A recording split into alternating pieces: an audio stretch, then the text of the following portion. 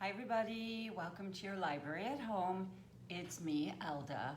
Thanks for watching tonight. I believe it is 7 o'clock, so we are going to get started right away. And tonight we are going to be making a 4th of July flag, a rustic 4th of July flag made out of paint sticks. So here are the paint sticks that we're going to be using tonight. And I'm going to show you what your finished project is going to look like. Here you have it. This is your rustic 4th of July flag, as you can see, made out of paint sticks. So thank you for watching, and I'm going to go over the supplies that you need for tonight's project. So what you're going to need is you're going to need some paint sticks, and how this project came about for me is whenever we go get paint, they always give you these paint sticks, and we had a bunch left over, and so I saw one of these flags and I thought, hey, that would probably be kind of fun to make. So paint sticks left over from any projects that you may have. You're going to need some red, some blue, and some white paint. You're going to need, not a necessity, but I like to use painter's tape so I can make a nice straight line. You're going to need paintbrushes, fat, and you're going to need a super, super skinny one to do your stars. And a paintbrush. That's how we're gonna make it rustic. So dollar store paintbrushes are great for projects like this. You're gonna need some jute or any kind of old ribbon. I like to use the white ribbon, and I will show you guys how to make these look more rustic. And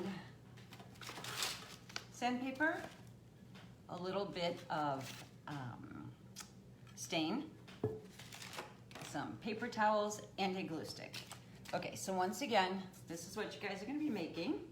You guys can't really see it. I don't know if you can see how I splatter painted it and made it look rustic. So I'm gonna show you close up. Oops, backwards, sorry. And now I'll show you guys how to do it. So what you're gonna wanna do is get yourself a nice surface to paint on, and you're probably gonna get your hands dirty. So I've gone ahead and painted some already for us, so I'm going to go show you. You're going to need 8 of these to do this project, and you're going to need 4 of them that you're going to paint red and blue. So what I did is I lined all mine up, and I'll show you guys on some unpainted ones. So you're going to take 8 sticks. You're going to want to line them up. They all have these edges right here. So I use that on the left side of my flag. You want to put these are all from Ace Hardware. Ace Hardware's on the back, so it'll be hard to paint over. 3, 4, 5, 6, 7, and 8. Okay, so we've got our 8 paint sticks. You want to just get them lined up. This does not have to be perfect either, because we're going to sand this and we're going to distress it. But start out by trying to keep them nice and neat on one end. And then on the top 4, just take, oh, I forgot pencil. You're going to need a pencil, which, let me grab mine. Oh, and of course my pencil is going to drop on the floor. Hold on, let me grab my pencil. All right, so on your top 4 paint sticks, what you want to do is just line up this edge to the edge of the 4th one and draw yourself, I would say it's probably 5 inches from the edge. Just go ahead and make yourself a line, and then go ahead, and what we're going to do is we're going to paint this part last. This is the blue part. So here's where I have my line. Right here. This part, don't paint yet. We will paint that last. And you're going to do 2 reds with blue, 2 whites with blue. So I like to split these up in 4s. This will be my red pile. This will be my blue pile. And I will show you, pretty simple, nothing fancy about painting this. I will say it probably, depending on what kind of paint you're going to use, will take about 2 to 3 coats. And you do need to give yourself time in between your coats, otherwise it tends to get messy, because tempted like me, I like to go ahead and touch it and then get paint everywhere. So we're just gonna go ahead and paint 2 reds, 2 blues. And we can go ahead and put our painter's tape right on this line to paint our red edge. And we'll put some to paint our white edge.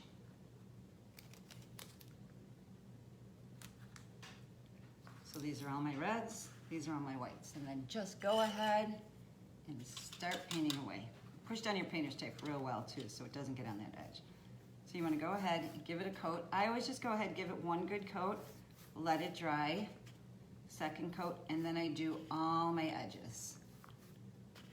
So like I said, nothing fancy here when you paint. The only tricky part is making sure you give it enough time to dry. So we got our red. Oh, I forgot to do these 2. And then we got our whites. And then we're gonna go ahead and let it dry.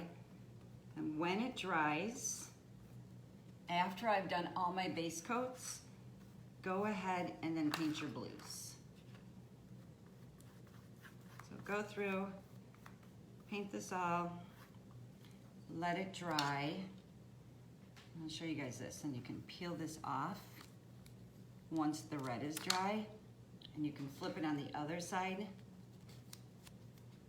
I'm gonna get a new piece of tape. It's gonna stick to the red, but I'll just show you real quickly. Go ahead, put it right there. And then you wanna go ahead and give yourself a blue coat. Somehow, oh, here we go.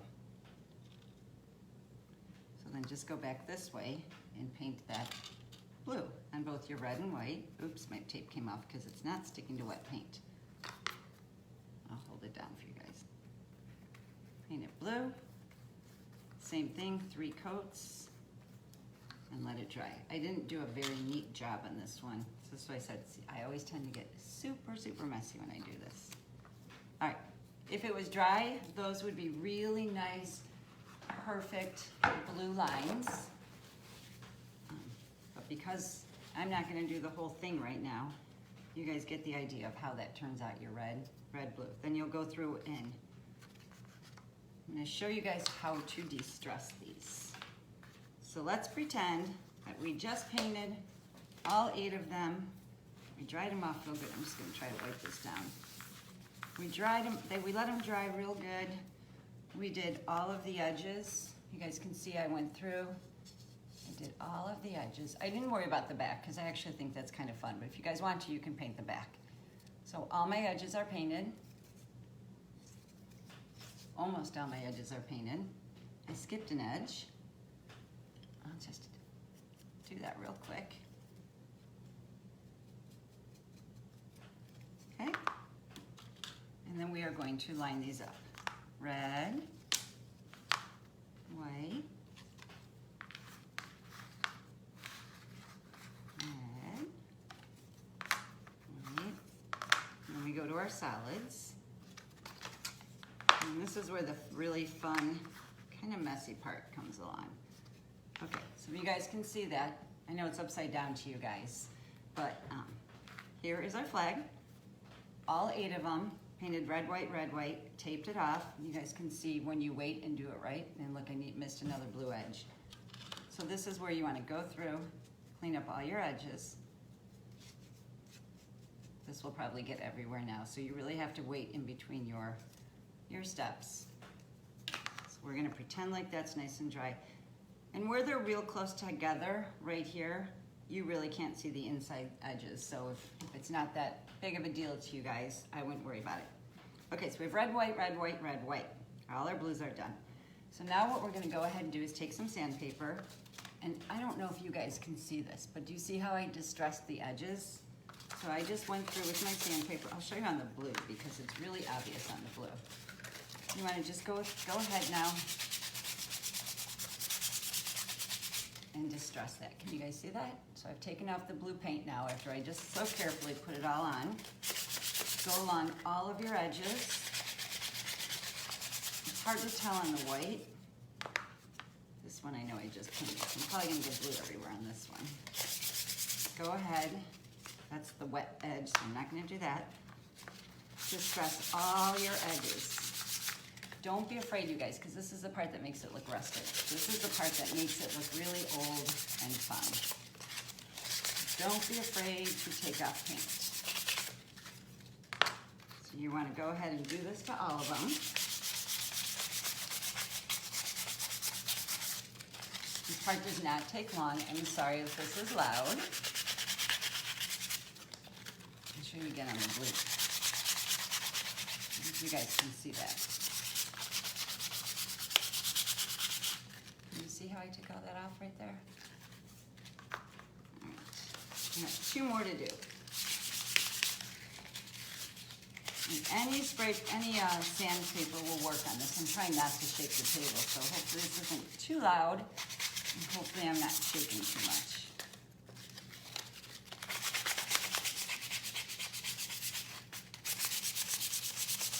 Probably would be a fun project if you wanted to use chalk paint, but I just used any old paint.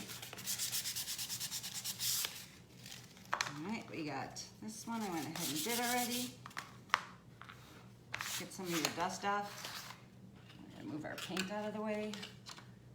The only paint we need left now is white for our stars. We're done with our sandpaper.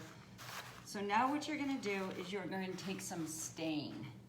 And you're gonna want to, sorry I'm not saying hi to you guys, I can't barely see you, but I see you there, Kelly, hi. Okay, any old stain. Think about the darker the stain though, the darker your distress is gonna be.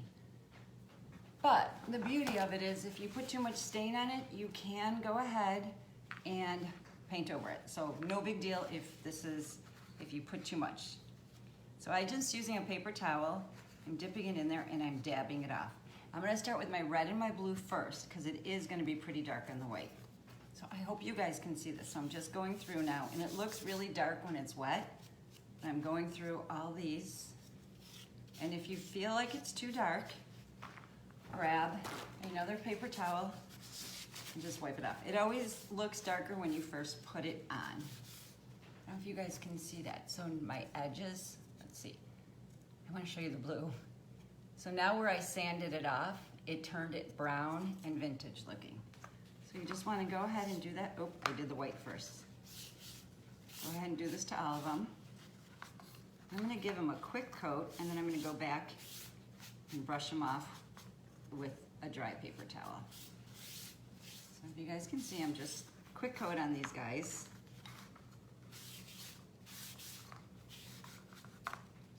You guys can see how that's looking.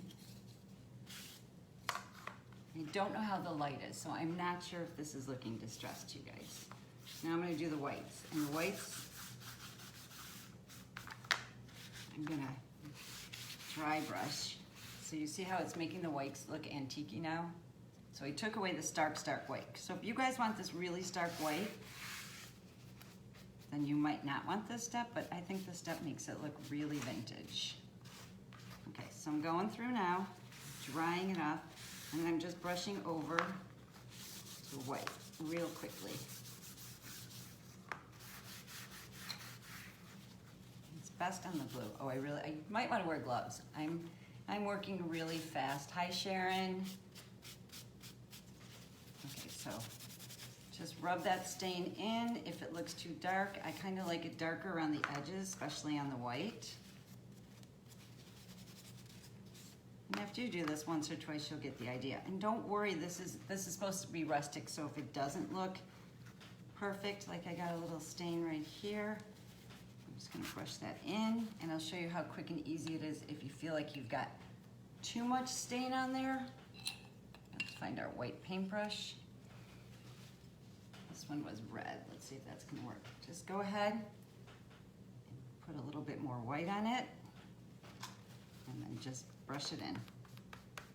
This is one of those things where you really can't make a mistake. So I'm pretty happy with the vintage look of this now.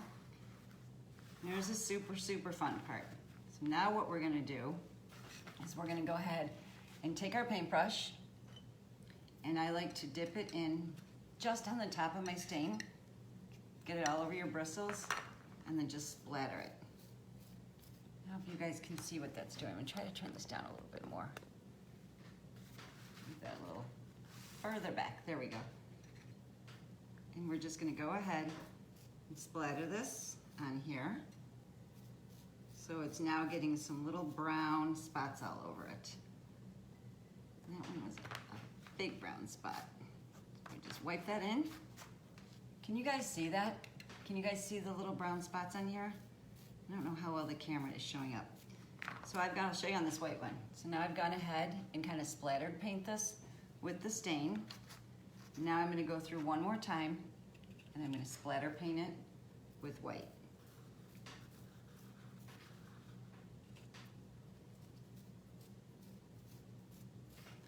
I think this is probably my favorite part of this whole project. Definitely messy, but fun. The closer you get to, the bigger the splats get. Hopefully you guys can see these. I'll hold it up in a second. All right, so now I've got it looking nice and rustic. Wipe off my hands. Let me show you guys. Show you these two. Can you guys see the splatter on that? There you go. So now I think it's looking pretty vintage. It's gone from this, sorry, to that. So now once you have all of your, we've got everything painted blue, we've got everything painted white. Oops, put that in the wrong spot. Now I am going to go ahead and attach it. I'm pretty happy with the way it looks.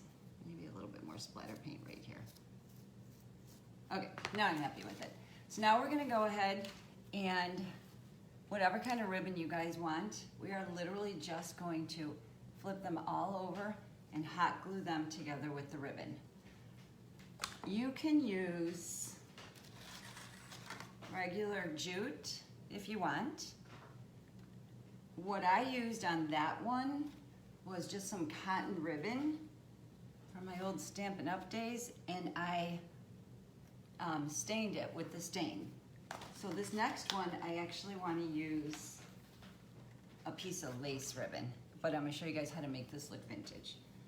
So we're going to want to get a piece that goes all the way. This is probably about 8 inches up here. So you want to make sure you've got enough to cover all 8 of your paint sticks. So go ahead and trim my ribbon, and I'm about to get my hands super messy again. And I am going to take a little bit of stain, and I'm just going to rub my ribbon through it. Make it look vintage and kind of old looking. And this again too this is kind of up to you how vintage you want it to look. I want mine to look pretty vintage, so I've got a lot of stain on my ribbon. Okay, can you guys see that now? Oh, look at my hands. You see how all the ribbon is vintage looking now? You could even go a little bit heavier on your edges if you want in some spots to make it look like it's been hanging out on your front porch forever.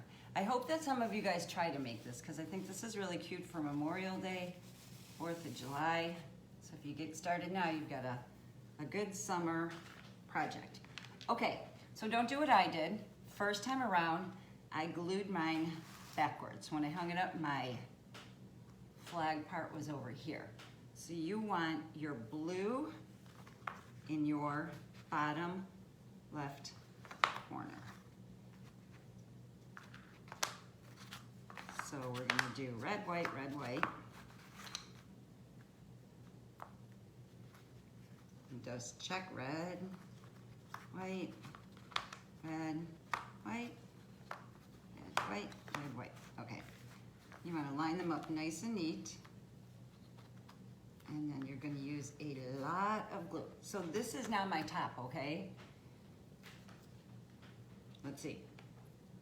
If I do it this way and hang it up, yep, okay. So you wanna make sure you go on the outer edge and use a lot of glue, okay?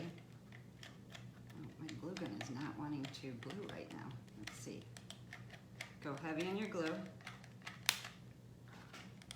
And if you do glue it wrong, you can easily pull it off and fix it back again.